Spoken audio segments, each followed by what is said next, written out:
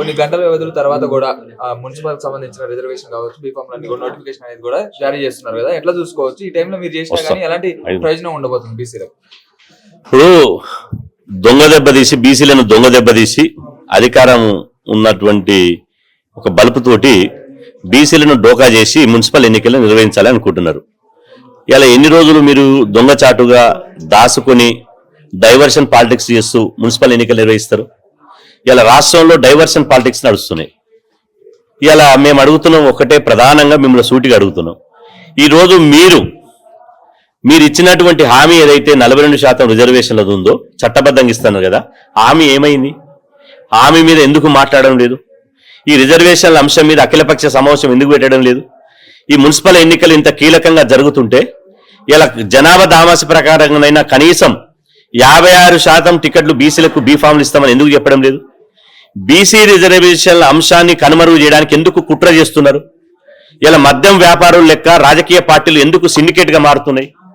ఇవాళ బీసీ సమాజానికి మీరు మాత్రం ముఖ్యమంత్రులు కావాలి, ప్రధానమంత్రులు కావాలి, మంత్రులు కావాలి, పార్లమెంట్ సభ్యులు కావాలి, శాసనసభ్యులు కావాలి, మేము కౌన్సిలర్లు కార్పొరేటర్లు కావద్దా? అంటే మొత్తం మీరే అయితే ఇక బీసీలు ఎందుకు? ఈరోజు ప్రజాస్వామ్యం ఉందా? ఇలా సామాజిక న్యాయం ఎటుపోయింది? తెలంగాణ ఎవరు పోరాడితే వచ్చింది? తెలంగాణ మేము త్యాగాలు చేస్తేనే తెలంగాణ వచ్చింది కదా, మరి త్యాగాలు చేసిన తెలంగాణలో భోగాలు ఎవడో అనుభవిస్తున్నాడు? కాబట్టి 3 పార్టీలను హెచ్చరిస్తున్నాం, మీరు మర్యాదగా, ఇది గ్రామ పంచాయతీ ఎన్నికల లెక్క కాకుండా ఇది పార్టీ సింబల్స్ తో జరిగే ఎన్నికలు. మీరు మర్యాదగా 56% బీసీలకు బీఫామ్లు ఇవ్వండి. బీసీ జనాభా ఎక్కువ ఎక్కడ ఉందో అక్కడ ఇవ్వండి. రాష్ట్ర వ్యాప్తంగా విపరీతమైన ఫోన్లు వస్తున్నాయి మాకు. బీసీలంతా తీవ్ర ఆవేదనలో ఉన్నారు. అన్న జనరల్ అనగానే ఇక రెడ్డి వెలమలే, జనరల్ అనగానే అగ్రకులాలే పోటీ చేస్తారట. సర్వేల పేరుతోటి రాజకీయ పార్టీలు ఎంత దిగజారిపోయినాయంటే సర్వేల ఆధారంగా టికెట్లు ఇస్తామంటారు. మరి సర్వేల ఆధారంగా, వ్యక్తి బలంల ఆధారంగా టికెట్లే ఇస్తే మరి మీ పార్టీలు ఏమిట్టుకున్నాయి? మీ సిద్ధాంతాలు ఎక్కడ పోయినాయి? మీరు ప్రజాపాలన పేరుతో అద్భుతంగా మా పాలన జరుగుతుందంటారు. మీ పాలన దేనికి ఉంది? గతంలో 10 ఏళ్ల పాలన మాది అద్భుతంగా ఉందని ఆ 10 ఏళ్ల పాలన ఎక్కడ పోయింది? సర్వేల పేరు మీద ఇవాళ పార్టీలు కుట్రలు చేసి బీసీలకు టికెట్లు ఇవ్వకుండా కుట్రలతోటే సర్వేల పేరు మీద సర్వేలను తెర మీద తీసుకొచ్చినాయి. అంటే నోటిఫికేషన్ విడుదలయ్యే టైంలోనే మీకు ఈ రిజర్వేషన్ అనేవి గుర్తొస్తున్నాయా, లేకపోతే ఇంతకు ముందు స్థానిక సంస్థల ఎలక్షన్స్ అప్పుడు కూడా వాళ్ళు రిజర్వేషన్ ఇస్తా అని చెప్పి కూడా 17% రిజర్వేషన్ కే వాళ్ళందరూ కూడా మొగ్గు చూపారు. ఇప్పుడు ఉన్న టైంలో కూడా రిజర్వేషన్ ఖచ్చితంగా ఇస్తారని అనుకుంటున్నారా? ఇప్పుడు మోసం చేయాలనేటువంటి ఆలోచన ఉన్న వానికి మోసం చేయడానికి ఎప్పుడు రెడీగా ఉంటాడు. ఇవాళ మీరు ఇచ్చినటువంటి హామీని, కాంగ్రెస్ పార్టీ ఇచ్చినటువంటి హామీని మేము విశ్వసించినాం. మాతో పాటు ధర్నా చేసినప్పుడు కాంగ్రెస్ పార్టీ బీసీల తరఫున కొట్లాడుతుందని చెప్పి నమ్మినాం. కానీ తడిగుడ్డతో గొంతుకొస్తారని చెప్పి మేము ఊహించలే కదా.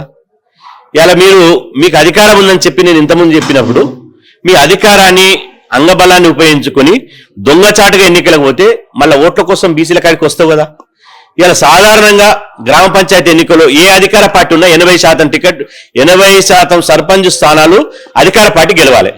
కానీ సాగు తప్పి కన్నులట్టబోయినట్టు మీరు ఎంత శాతం గెలిచిరు? 55%, 56% గెలిస్తే ఇవాళ స్వతంత్ర అభ్యర్థులని, రెబెల్ అభ్యర్థులను అందరూ కలుపుకొని మేము కిందంగా పడ్డా కూడా మీదంగా పైసే పెట్టి నేనే గెలిచిన అన్నట్టు మేము 66% గెలిచిందన్నారు. అంటే బీసీలను డోకా చేసినందుకే కాంగ్రెస్ పార్టీ 80% సర్పంచ్ స్థానాలు గెలవాల్సినటువంటి కాంగ్రెస్ పార్టీ 60%కే పరిమితం అయిపోయింది.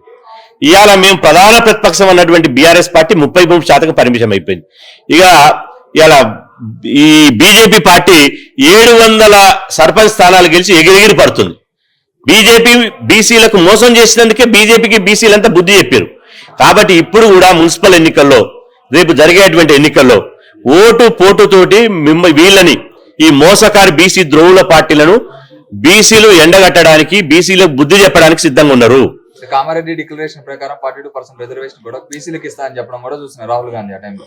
ఇప్పుడు అదే మాట రేవంత్ రెడ్డి కూడా రాహుల్ గాంధీ చెప్పినట్టే 42% రిజర్వేషన్ బీసీలకు కూడా అమలు చేస్తామని చెప్పారు.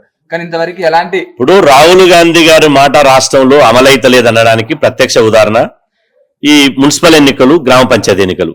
రాహుల్ గాంధీ గారు అయితే ఈ దేశంలో ఉన్నారు కదా, తెలంగాణలో ఏం జరుగుతుంది అనేది రాహుల్ గాంధీ గారు తెలుసు కదా. మరి రాహుల్ గాంధీ గారు ఎందుకు నోరు విప్పాడు? భారత్ జోడో యాత్ర సందర్భంగా దేశంలో కులగండ జరగాలి, ఎవరి వాట వాళ్ళకి దక్కాలి, నెహ్రూ కాంగ్రెస్ తప్పు చేసింది, రాహుల్ కాంగ్రెస్ తప్పు చేయదని చెప్పి రాహుల్ గాంధీ పదే ఆయన ఇలా చెప్పిందే చెప్పాడు. మరి రాహుల్ గాంధీ ఎడదాసుకున్నాడు. ఇప్పుడు ఇంత అన్యాయం జరుగుతుంటే రాహుల్ గాంధీ ఎందుకు స్పందించాడు? ఇలా రాహుల్ గాంధీ గారి మాటే మాకు శిలాశాసనం అన్నటువంటి ఇలా రేవంత్ రెడ్డి గారు రాహుల్ గాంధీ గారు అన్నటువంటి తెలంగాణ ప్రజానికి ఇచ్చినటువంటి హామీని మీరు ఎందుకు విస్మరిస్తున్నారు? అంటే నిద్రపోయినవాన్ని నటించవచ్చు, నిద్రపోయినవాన్ని లేపొచ్చు, కానీ నటించేవాన్ని లేపలేం. ఇక్కడ నటిస్తున్నారు. నిద్రపోయినవాన్ని లేపొచ్చు, కానీ నటిస్తున్నది కాంగ్రెస్ ప్రభుత్వం. కాబట్టి ఇప్పటికైనా కూడా ఈ డైవర్షన్ పాలిటిక్స్ బంద్ చేసుకోండి. మీరు ఇప్పుడు పోయింది ఏం లేదు. మేము జేఏసీ తరపున ఒక మెట్టు దిగి మిమ్మల్ని డిమాండ్ చేస్తున్నాం.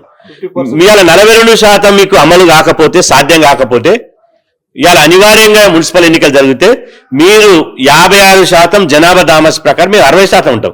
కనీసం 56% అన్న టికెట్లు కనుక ఇస్తే 65 మున్సిపల్ చైర్మన్లు బీసీలకు దక్కాలి, 1150 కౌన్సిలర్లు కార్పొరేటర్లు బీసీలకు దక్కాలి.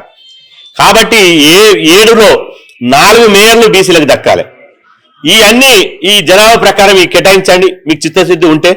మీకు కనుక చిత్తశుద్ధి లేకపోతే బీసీ సమాజం మిమ్మల్ని రాజకీయంగా బొందబెట్టడానికి బీసీ సమాజం సిద్ధంగా ఉంటుంది. గతంలో ఎన్టీ రామారావు గారిని ఓడగొట్టిన చరిత్ర బీసీ సమాజానికి ఉంది.